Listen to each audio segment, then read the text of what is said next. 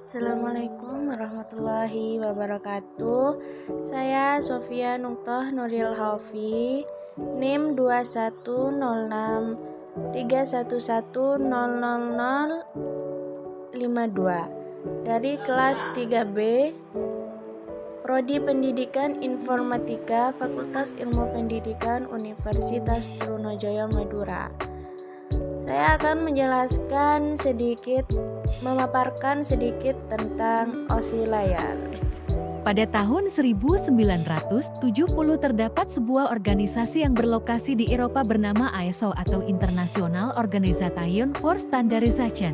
Mereka mengembangkan sebuah model arsitektur jaringan bernama OSI Reference Model for Open Networking. Kepanjangan dari OSI adalah Open System Interconnection yang memiliki arti sebagai model referensi dari sebuah kerangka yang bersifat konseptual. Sekarang berkembang menjadi sebuah standarisasi khusus yang berkaitan dengan koneksi komputer. OSI layer bekerja melewati 7 lapisan, yaitu: pertama, application layer adalah pusat terjadinya suatu interaksi antara user dengan aplikasi yang bekerja menggunakan fungsionalitas sebuah jaringan.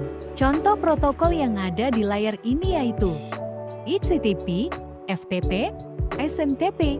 Kedua, presentation layer. Lapisan presentation berfungsi untuk mengidentifikasi sintaks yang dipakai suatu host jaringan untuk berkomunikasi. Pada layer presentation, data akan terenkripsi dan deskripsi otomatis melalui sistem. Ketiga, sessions layer memiliki fungsi untuk mengendalikan dialog maupun pengelolaan terhadap koneksi suatu komputer. Dan layer ini bisa melakukan pemutusan koneksi internet pada suatu komputer. Contoh NFS, RTP. Keempat, transport layer. Lapisan ini memiliki peran untuk menyalurkan bit. Fungsi spesifik layer ini yaitu: A. Memecahkan data yang akan dimasukkan ke dalam beberapa paket data. B. Melakukan transmisi data mulai dari session sampai ke network layer. Setiap paket diberikan penomoran oleh layer ini. C.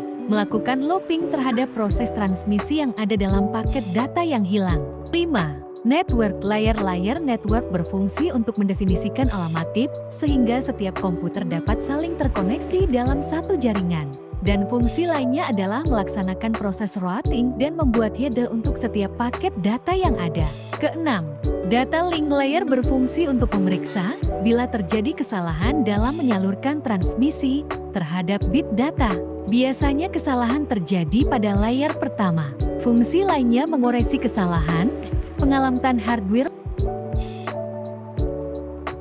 Ketujuh, physical layer. Lapisan yang berfungsi sebagai transmisi terhadap bit data.